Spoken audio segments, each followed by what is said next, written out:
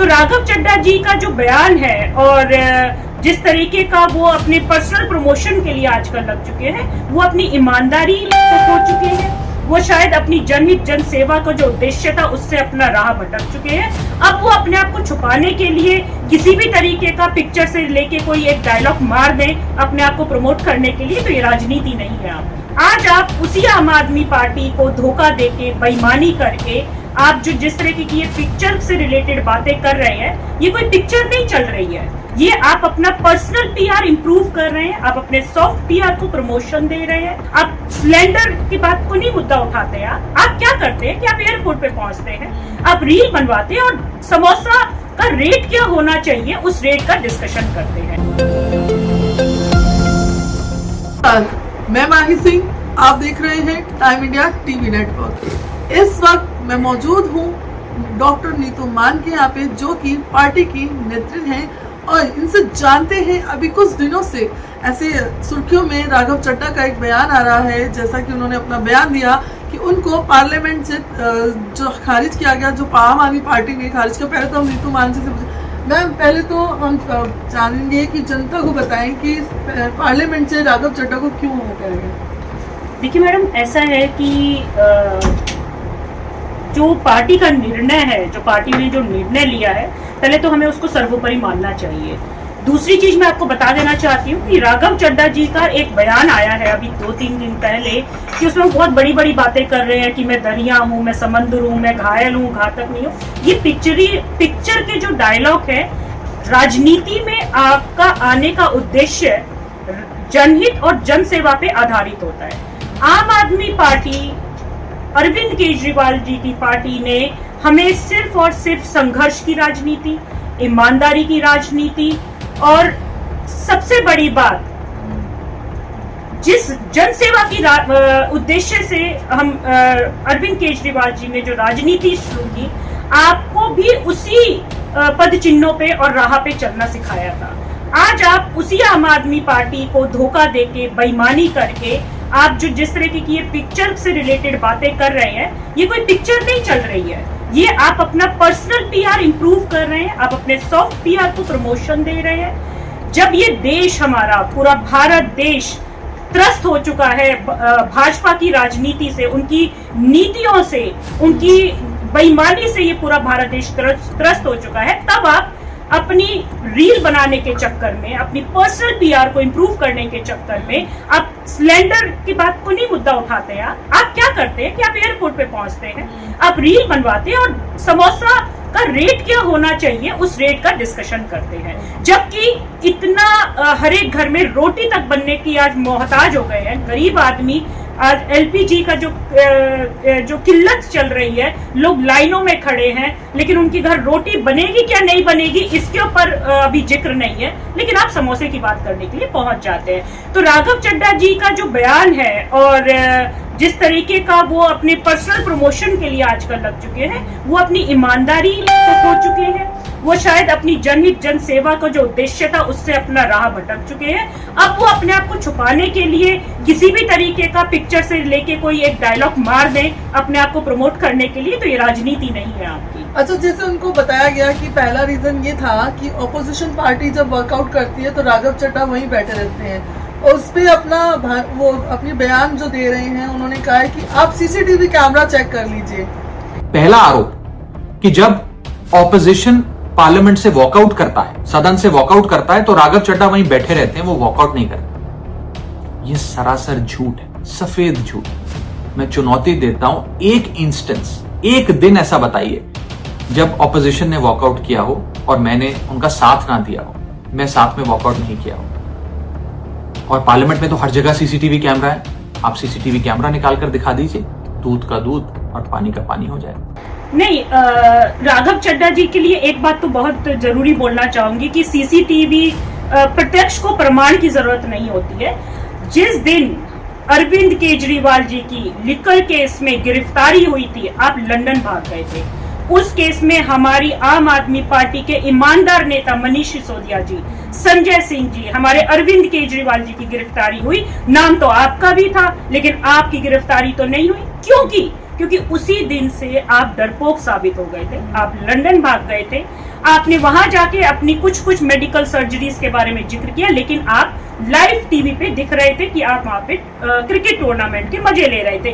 तो डरपोक का जो स्टैंपिंग है वो उसी दिन आपके ऊपर लग गई थी। पूरी दुनिया जानती है, पूरा भारत देश जानता है, हर एक नौजवान जानता है कि जिस ईमानदारी के साथ हमारे नेताओं ने इस जंग को जीता है, और आज जब कोर्ट का फैसला आया, इस जंग में ईमानदारी की जीत हुई हमारी। लेकिन आपको समझना चाहिए कि आपके ऊपर जो स्टेप लग गई है कि आप डर गए हैं, भाजपा के डर के मारे आपका जो ये स्टेप अहेड किया है आपने, आप विपक्ष का कोई भी मुद्दा हो, आप पंजाब के राज्यसभा सांसद हैं, वहीं से चुन के आया, क्या आज तक रिकॉर्ड है उन्होंने कोई विपक्ष में रहकर कोई भाजपा के लिए कोई मुद्दा उठाया हो? सबसे बड़ा मुद्दा हमारा था कि नशा मुक्ति का मुद्दा, आपने कभी एक बार उस पर बात नहीं की।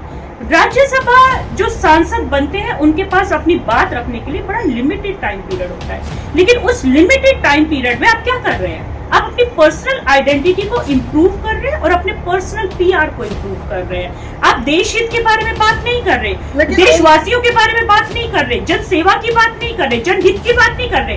आप क्या कर रहे हैं? पर्सनल प्रमोशन में आप अपने टाइम को अपने पर्सनल प्रमोशन के लिए आप पूरे देश को कॉम्प्रोमाइज करने का जो साहस आप कर रहे हैं, आप एक दर्जे के बेईमान तो हैं ही अभी, लेकिन डरपोक भी साबित होते जा रहे हैं। लेकिन उस पर उनका एक बयान आता है कि मैंने कौन सा मुद्दा नहीं उठाया, बेरोजगारी का उठाया, मिडिल क्लास से जितने भी जुड़े मुद्दे थे उन्होंने सब रखे वहां पर कि कैसे कैसे लूटमार करी जा रही है, बैंकों की करप्शन बताई उन्होंने। मैंने कौन सा मुद्दा नहीं उठाया? मैंने जीएसटी से लेकर इनकम टैक्स की बात करी, पंजाब के पानी से लेकर दिल्ली की हवा का मुद्दा उठाया, हमारे सरकारी स्कूलों की हालत से लेकर कैसे पब्लिक हेल्थ केयर इंस्टीट्यूशंस को मजबूत किया जाए, इंडियन रेलवेज में जो पैसेंजर्स ट्रैवल करते हैं उनकी समस्याएं रखी, यहां तक कि मेंस्ट्रुअल हेल्थ, एक ऐसा मुद्दा जिसके बारे में लोग बात करने से कतराते हैं, वो बातें तक रखी। बेरोजगारी से लेकर महंगाई तक तमाम मुद्दे उठाए। आप मेरे 4 साल का पार्लियामेंट का ट्रैक रिकॉर्ड उठाकर देख लीजिए। मैडम, मैं आपको एक बात बताती हूँ, इस देश का सबसे बड़ा जो मुद्दा है, हमारा संविधान का जो आज संविधान के ऊपर जो चोट लग रही है, लोकतंत्र की सबसे बड़ी अदालत में आज सबसे बड़ा मुद्दा है कि संविधान को कैसे बचाया जाए।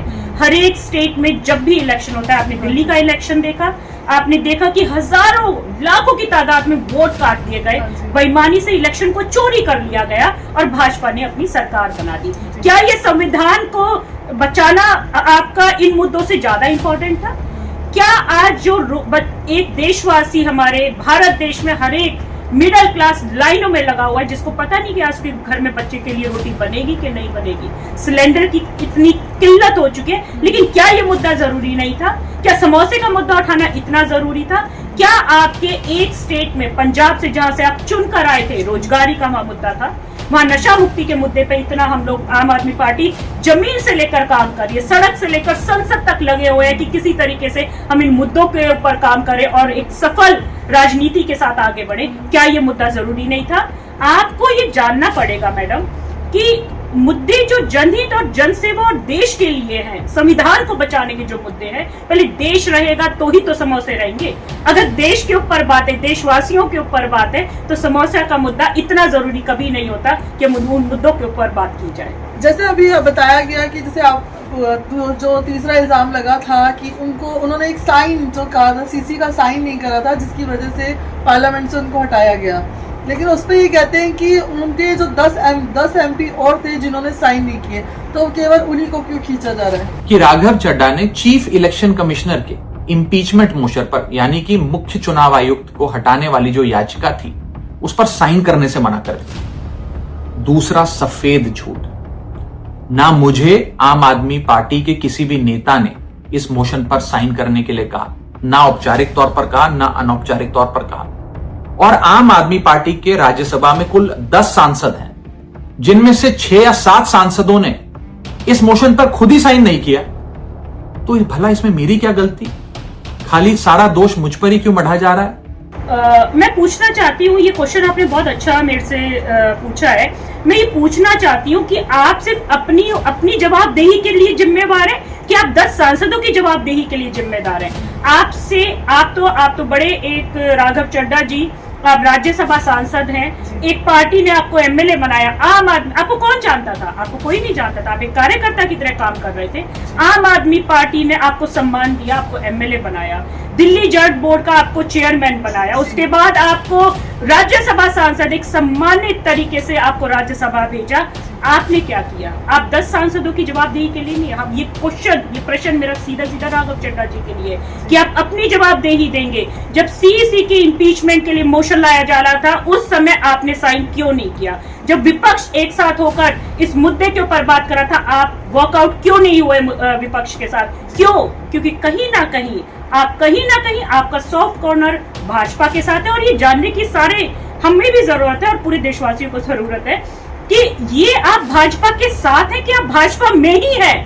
ये हमारा जानने का मेरा जरा उत्सुकता भी बढ़ गई है। आप उनके ये सब जो घायल हूँ, घातक नहीं हूँ, दरिया हूँ, समुंदर हूँ, ये जो डायलॉग्स हैं ये पिक्चरों में तो बहुत अच्छे लगते हैं, लेकिन असल जिंदगी में जब बात देशवासियों की आ जाए, जब बात आपके अपने देश पे आ जाए, अपने लोगों पे आ जाए, अपने समाज पे आ जाए, तो ये आपके डायलॉग्स आपकी असल राजनीति के मुद्दों को दर्शाती नहीं है।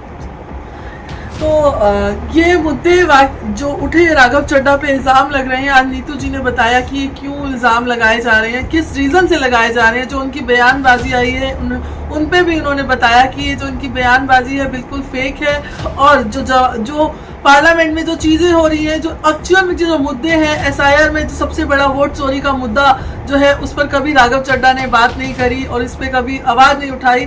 तो इसी को लेकर के आम आदमी पार्टी बड़ी ही नाराज है, बड़ी ही उन पे बहुत नाराजगी की दिखा रही है, और इसी वजह से पार्लियामेंट से उनको हटाया गया है। इसी तरीके से मैं आपको अपने क्षेत्रों की खबरें दिखाती रहूंगी और आपको इसी तरीके से हर पार्टी से रूबरू कराती रहूंगी, असल चीजों को रूबरू करती रहूंगी। तो आप बने रहिए टाइम इंडिया के साथ। मैं माही सिंह, नमस्कार, जय हिंद, जय भारत।